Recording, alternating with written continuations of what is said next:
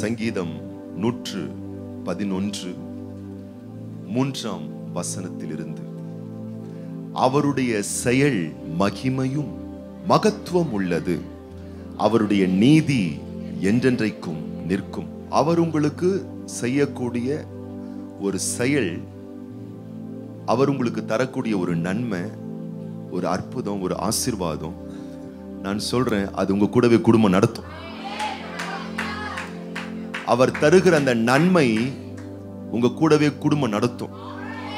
சத்துருக்கள் உங்களுக்கு தந்த பழி சொற்கள், சத்துருக்கள் உங்களுக்கு தந்த கடின வார்த்தைகள், உங்களை சுற்றி இருக்கக்கூடிய மக்கள் தந்த காயமான அனுபவங்கள், நான் சொல்றேன், அது ஓடி போகும். வர நாட்கள்ல அந்த தழும்புகளின், காயங்களின் அடிச்சுவடுகளை தெரியாத அளவுக்கு ஆண்டவர் அதை அட்ரஸ் இல்லாம ஆக்கி, ஆண்டவர் உங்களுக்கு தரக்கூடிய தரமான நன்மைகளை நிலைக்கும்படி கர்த்தர் செய்வார்.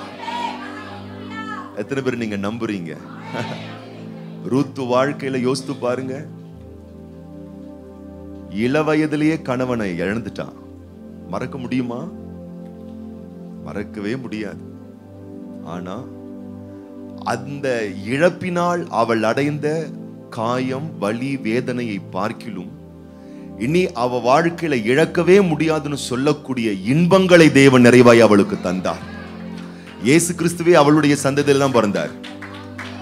அப்ப யோசித்து பாருங்க, அவ என்ன சொல்லியிருப்பா? நகோமி சொல்ற ஒரு நாள் ரூத்த பக்கத்துல வச்சுக்கிட்டு நகோமி சொல்றாங்க, என்னை ஏன் நகோமி என்று சொல்லுகிறீர்கள், என்னை மாறாள் என்று சொல்லுங்கள். என்னவா நகோமினா என்ன அர்த்தம்னா இனிப்பு, இன்பம். மாறானா ஏன்னா அந்த மாதிரி சும்மா சொல்லல, லைஃப் அது மாதிரி இருக்கு.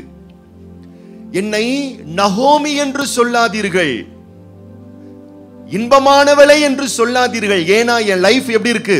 துன்பமா இருக்கு, கசப்பா இருக்கு.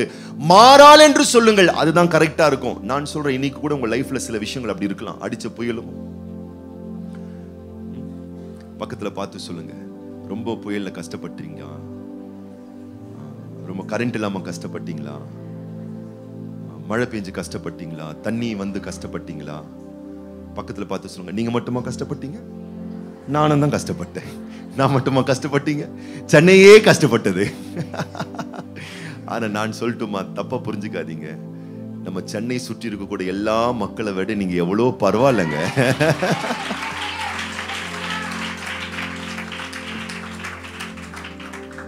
நேற்று என்னுடைய நண்பர் ஒரு வீடியோ அனுப்பிச்சாரு. ஆனா அந்த இடம் பேர் நான் சொல்ல மாட்டேன். லைவ்ல போயிட்டு இருக்குல்ல, அந்த இடம் பேர் நான் சொல்ல மாட்டேன்.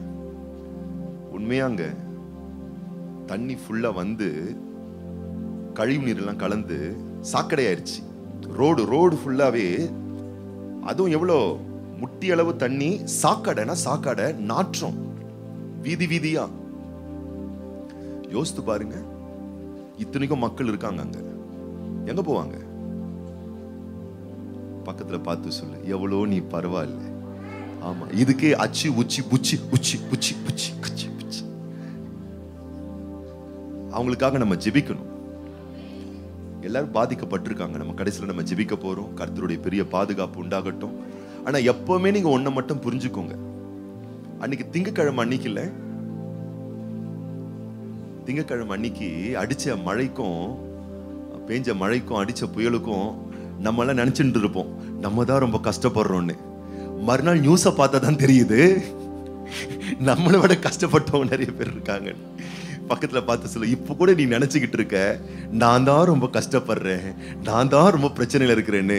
கொஞ்சம் நிமிர்ந்து நின்று பார்த்து இந்த உலகத்தை சுத்தி பார்த்தினா, உனக்கு கீழே உள்ளவர்கள் கோடி என்பது உனக்கு நிறையவே தெரிய ஆரம்பிக்கும். அல்லேலூயா. பக்கத்துல பார்த்து சொல்லுங்க, உடம்பு சுகமா இருக்கா, மனசு சுகமா இருக்கா? இது ரெண்டுமே உங்களுக்கு இப்போ சுகமா இருந்ததுன்னா, நான் சொல்றேன், உலகத்திலே 100% மக்களிலேயே நீங்க மிக மிக ஆசீர்வதிக்கப்பட்டவர்கள். அதில இது ரெண்டு தான் முக்கியம். உடம்பு சுகமா இருக்கு, பக்கத்துல பார்த்து கேளுங்க, உண்மையா சொல்றீங்களா? திருவி கேளுங்க, கிள்ளி கேளுங்க, தொடைய திருவி, உடம்பு சுகமா இருக்கா, மனசு சுகமா இருக்கா? ஏன்னா ரெண்டு சுகமா இருந்தா தான் இங்க வர முடியும்.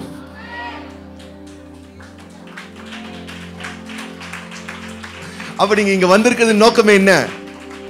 நமக்கு வந்தெல்லாம் தொட்டுக்கோ தொடச்சுக்கோன்ற மாதிரி தான் சின்ன சின்ன மேட்ருங்க. அதெல்லாம் ஒரு பெரிய மேட்ரே கிடையாது. ஆனா உண்மையா நான் சொல்றேங்க, இந்த உலகத்திலேயே சொகுசான வாழ்க்கை நீங்க வாழ்ந்துட்டு இருக்கீங்க.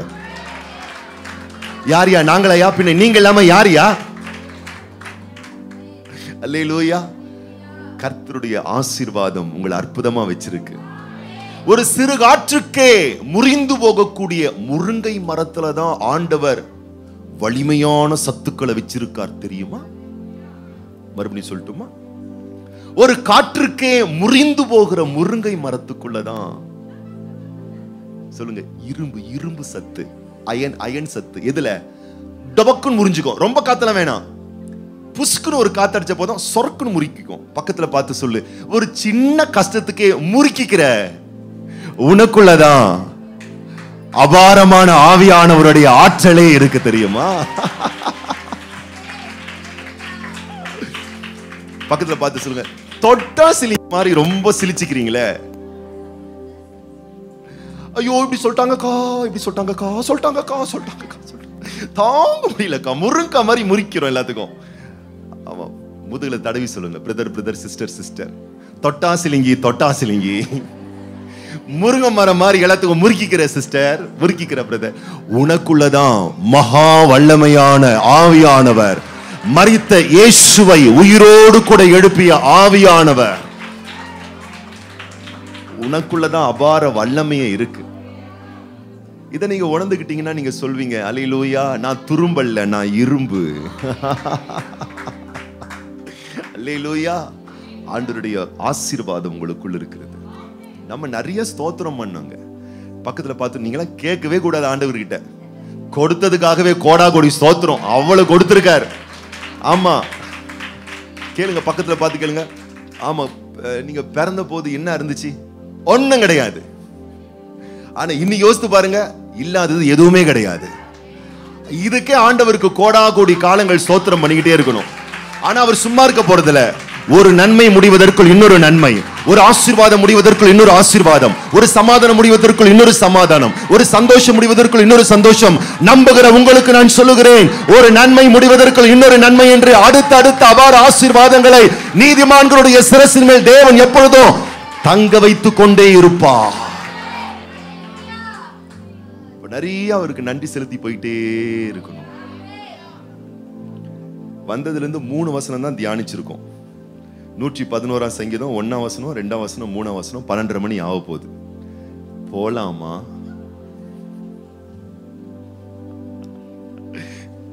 நாள்ல இருந்து வாசிப்போம். அவர் தம்முடைய அதிசயமான செய்கைகளை நினைவு கூறும்படி செய்தார். கர்த்தர் இரக்கமும் மன உருக்கமும் உள்ளவர். இந்த ஆராதனை அதுக்காகத்தான். அவர் உனக்கு செஞ்ச நன்மையை நீ நினைக்கும்படி செய்திருக்கிறார். தேவனை மறக்கிற உலகத்திலே தேவனை நினைக்கிற கூட்டமாகிய நீங்கள் மதிப்புக்குரியவர்கள். தேவனை மறந்து போகிற மக்கள் மத்தியிலே தேவனை நினைக்கக்கூடிய நீங்கள் ஆசீர்வதிக்கப்பட்டவர்கள். ஒரு கணக்கு சொல்றேன், உங்க கூட படிக்கிறவங்க, வேலை செய்யறவங்க, கூட இருக்கிறவங்க கொஞ்சம் நோட்டீஸ் பண்ணி பாருங்க. கர்த்தரை தேட மாட்டாங்க, கர்த்தரை நம்ப மாட்டாங்க, கர்த்தரையே குறை சொல்லிட்டு இருப்பாங்க.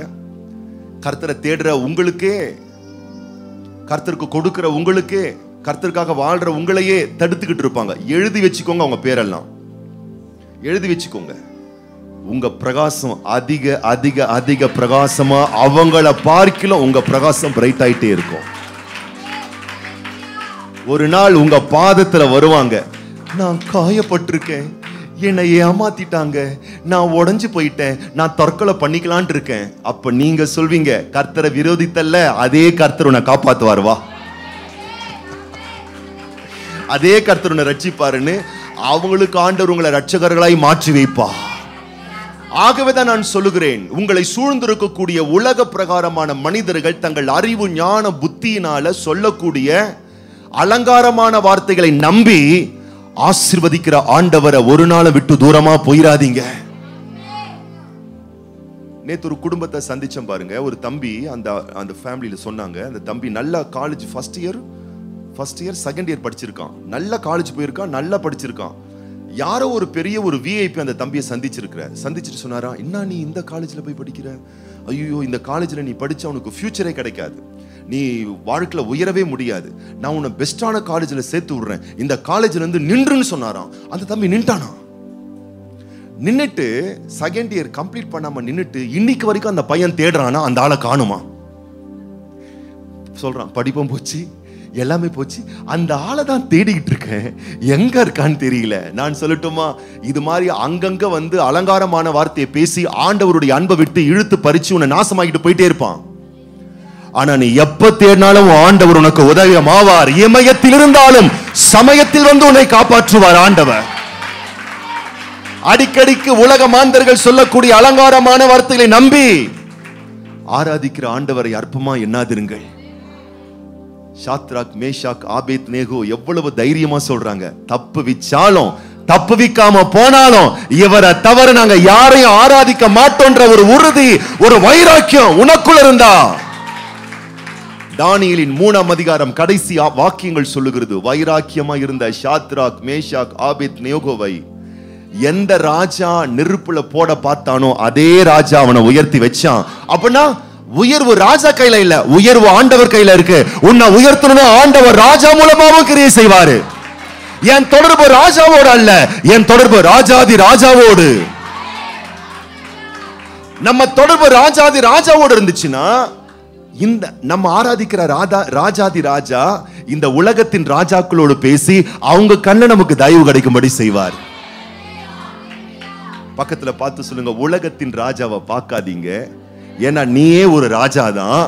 நீயே நானும் பார்க்க வேண்டியது ராஜாதி ராஜா, ராஜாதி ராஜா அவருடைய நன்மைகளை நினைவு கூறும்படி செய்தார். 5ஆம் வசனம், தமக்கு பயந்தவர்களுக்கு ஆகாரம் கொடுத்தார், தமது உடன்படிக்கையை என்றென்றைக்கும் நினைப்பார். பக்கத்துல பார்த்து சொல்லுங்க, அடிச்ச மழையில வீசின புயல்ல சாப்பிடாம இருந்தீங்க, அப்பதான் நிறைய சாப்பிட்டோம், வீட்லயே உட்காந்துட்டு இருக்குமே. இங்க ஒருத்தர் சொன்னாரு, வடை போட்டா அப்படியே போயிருந்தான், பஜ்ஜி போட்டா, சமோசா போட்டா, அந்த ஸ்வீட் கடைலாம் பார்த்தா எல்லாம் காலி ஆயிடுச்சான். எல்லாம் வீட்டுல உட்காந்து சாப்பிடுறதே தான் வேலையாம்.